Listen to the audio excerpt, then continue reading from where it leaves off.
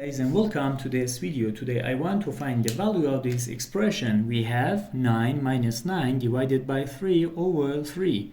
According to the rules of mathematics PEMDAS, that is here, we have to solve this math expression in this way. First parentheses, then exponent, then multiplication and division, and then addition and subtraction. So according to this rule, we have one division here that we have to solve it first. So 9 divided by 3 gives us 3, and we have one negative here and one 9 here, over 3. Now 9 minus 3 gives us 6 over 3, and 6 over 3 gives us 2. The final answer is 2. Thank you for watching. Please subscribe and like.